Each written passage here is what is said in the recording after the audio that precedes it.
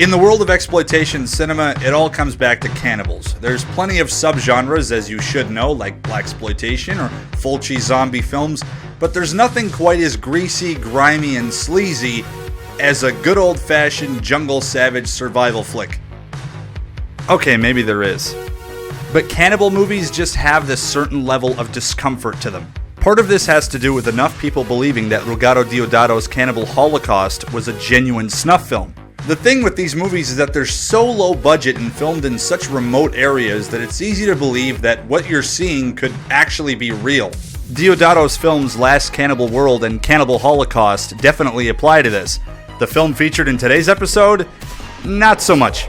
This third and final entry in the Deodato Cannibal series doesn't focus so much on the realness of a cannibal threat, but more so on the sleaze factor. Get ready to feel dirty, because this is Ruggero Deodato's Cut and Run.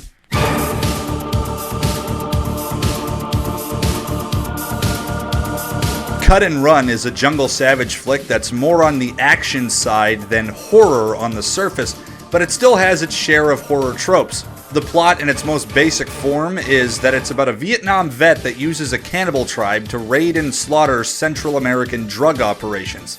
So it's the Miami connection of jungle savage flicks? It has your attention already, doesn't it? That's how it got mine. But it sustains its horror and exploitation appeal thanks to a few factors. First off, making references to terrible things from that time period to tie into the story, like using actual interview footage of Jim Jones. For those normals who don't Wikipedia about serial killers and shit, allow me to ruin your day. James Warren, known as Jim Jones, was the founder and leader of the People's Temple, best known for the cult murder-suicide in 1978 of 909 of its members, and the murder of 5 individuals in an airstrip. Among the dead was Leo Ryan, who remains the only member of Congress killed in the line of duty in U.S. history. This incident ranks among the largest loss of life in a non-natural disaster until the events of September 11, 2001. And now you know about the Guyana massacre and who orchestrated it. Why on earth does the movie make detailed reference to this? Basically so we can establish that Colonel Horn, dishonorably discharged Vietnam veteran, is even worse than the Reverend Jones. The movie even makes reference to Horn being Jim's former right-hand man, having a strong part in the Guyana massacre. Though I bought him as a menacing motherfucker right off the bat simply because he looks like a cross between Rutger Hauer and James Spader. We'll be getting back to this guy. He is one of the film's major highlights. Cut and Run opens in a kick-ass way. A Colombian drug operation is raided by cannibals. They rise from the water Apocalypse Now style and attack the druggies with blow darts, machetes, and by just plain eating them.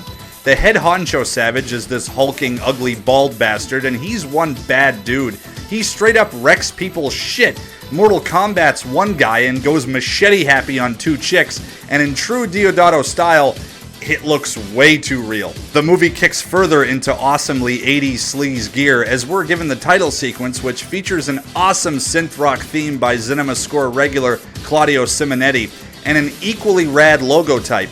This kind of stuff epitomizes why I love exploitation cinema. A woman smuggles drugs into Miami using a baby doll. That totally sounds like the start to a joke. Well, there is a punchline. A woman smuggles drugs into Miami using a baby doll. Her crack house is raided by cannibals. Oh! Fran and Mark are a reporter couple that were tailing the same drug cartels to get a story. What they got was an MO that spans from New York to Chicago and all the way to Colombia. All high-profile distributors, all slaughtered the same way. By complete accident, Fran has the story of her career. Through her inside source, which is this pimp dude that operates out of a neon strip club, she knows where to go for her award-winning interview. To top it all off, through some browsing of old Reverend Jones videos and a gander at some pictures taken in the movie's current timeline, she not only spots Colonel Horn, but sees in the picture that her boss's son Tommy has been taken as a hostage in a Central American drug village. Holy shit, that's a lot to follow. Good thing this isn't a play-by-play. I'm just establishing the basics so we can continue with the good stuff. While Fran and Mark are on their way to the story of their lives, the man-child Tommy makes attempts to escape the village. It's within here that the movie gets sleazier, even having shades of a women in prison film. Tommy has befriended another captive, her name is Anna, and she's fancied by Manuel, one of the village's main drug distributors. And I know what you're thinking. Rape. No, this is kind of worse.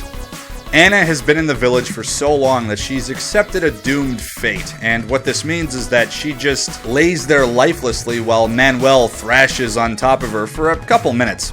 Now, before you turn the video off, at least let me explain why I think this is a bit worse than the average kicking and screaming rape scene.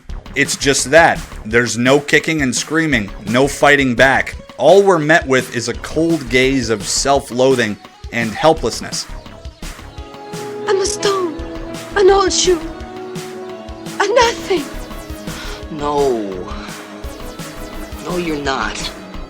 I called Tommy a man-child earlier, but I bet the cartels are the ones that make him wear that Mickey Mouse shirt, just to emasculate him, to make him feel more like a weak little child when they beat him in front of everybody. Hey, you know what we're really long overdue for? A really brutal cannibal massacre scene. After all that shit, those flesh-eating bastards are heroic in comparison. Justice for one, justice for all. You get what you get when you've broken the law. Know what it costs before you commit it. Don't start a fight, I won't let you win it.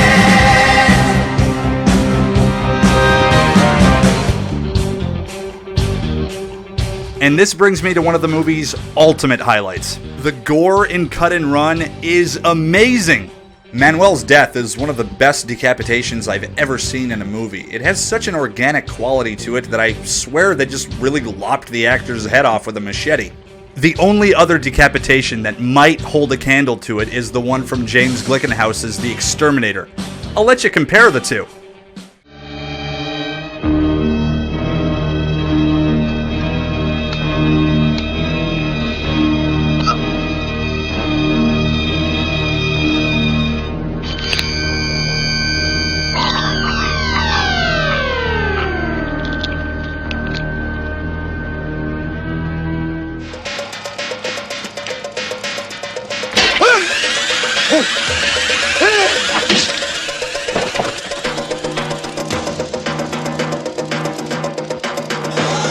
I think Cut and Run wins it. There's some other really gruesome and inventive deaths, like a guy getting his guts hacked out with a machete, but this film has a scene that easily should have been considered on par with the impaled Savage Girl from Deodato's prior and most iconic Jungle Savage movie, Cannibal Holocaust. Cut and Run has a guy being literally ripped apart like a wishbone, and it looks so good that I actually find it quite hard to watch. The presence of the clearly originally cut out extended footage really adds to it too. It's all gritty and gives the scene a snuff vibe. But there's one thing Cut and Run lacks that made Cannibal Holocaust and Last Cannibal World so disturbing. Pleasant music during scenes of graphic violence.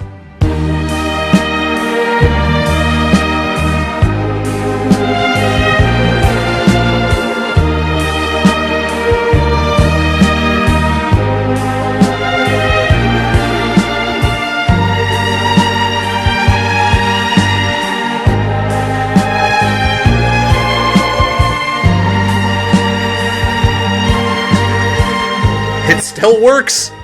And finally, the plot element that ties it all together. When Fran and Mark touch down, they set up a satellite feed so everything they record is seen at the television studio in America. Shortly after finding Tommy, they're captured by Colonel Horn. This sets up a fantastic climax. I'm told you wanted to meet me. Why? We wanted to interview you for television, live. It's illogical. How can a dead man possibly agree to such a request? In an exchange of gunfire with a helicopter carrying Tommy's father, Horn is hit. He manages to scare the chopper away for now, but he's visibly wounded. This twist of fate inspires him to give Fran her story. He tells her that people are judged by actions, not words, and after delivering an incredibly haunting monologue, he's going to let her record an action. When I begin, don't interrupt. And keep that camera on me at all times, do you understand? Okay. Here's the setup. An extremist, batshit crazy war vet has just hijacked a live television feed. Enjoy the show. I bought my purity at a great sacrifice. And now I have but one goal. To free humanity of its self-indulgence. Purify it once and for all. For all. And so I offer my brothers my body, my blood, my life. What do you mean by I that? make this supreme What do you mean by gesture. that? Tell your cameraman to hold steady. I'm offering him a moment not even the Reverend Master Jones gave humanity.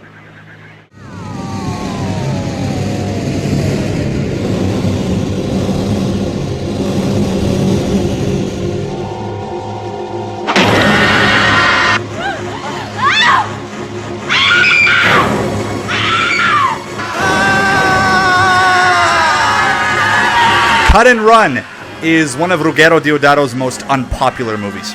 It's not a perfect film, but I don't think it has enough flaws to be as dismissed as it is. Probably the worst part of the movie is the ending, and I'm not talking about Colonel Horn's awesome snuff-style finale.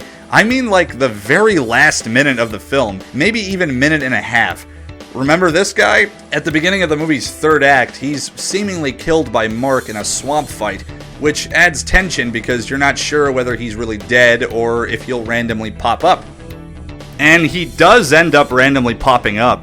It's just like it's from a whole different movie altogether, which kinda sucks. Fran and Mark are literally a minute away from flying into the ending credits when Baldy the Ugly Savage shows up for his last scare and he's officially killed in the most cartoonish way possible. He's covered in fire extinguisher foam and shot, and the bullet wound isn't even super gory or anything, it just looks like red paint. But that really isn't enough to make me dismiss the movie entirely. It's a tacked on minute and a half that you can easily ignore. Everything else kicks ass. Cut and Run, though more of an action-based movie, fits in perfectly with Last Cannibal World and Cannibal Holocaust. In fact, it features elements from both. It meshes the idea of a Westerner being involved with and becoming a jungle savage. Unlike Last Cannibal's plot of a man resorting to being a savage to survive, this one features men so far gone that they're leading a tribe of savages to do the dirty work of a madman. And much like Cannibal Holocaust, broadcasting is involved. Instead of a troupe of sadistic documentary filmmakers, we have a couple of well-meaning journalists just looking to hit their big break and getting more than they bargained for. Cut and Run ups the ante with the satellite idea, which really adds a haunting element to the viewing experience. That kind of stuff freaks me out. The idea of an extremist finding a loophole to tap into the media and blindsiding civilized culture with grisly acts of genuine violence. It's the idea of being further desensitized. Why see a special effect when you can just see the real thing happen? That should never be a question. Certain things still need that line between fantasy and reality. Cut and Run features some real genre film heavyweights. There's Gabriel Tinti as Manuel, who delivered an equally sleazy performance as Crazy Boy in Women's Prison Massacre. Richard Lynch, who absolutely knocked it out of the park as the crazed Colonel Horn, also played the villain in the Chuck Norris classic Invasion USA. Karen Black, who in Cut and Run only had a small role as a TV studio executive, has been in tons of cinematic stuff, like Savage Dawn, the last horror film, and House of a Thousand Corpses.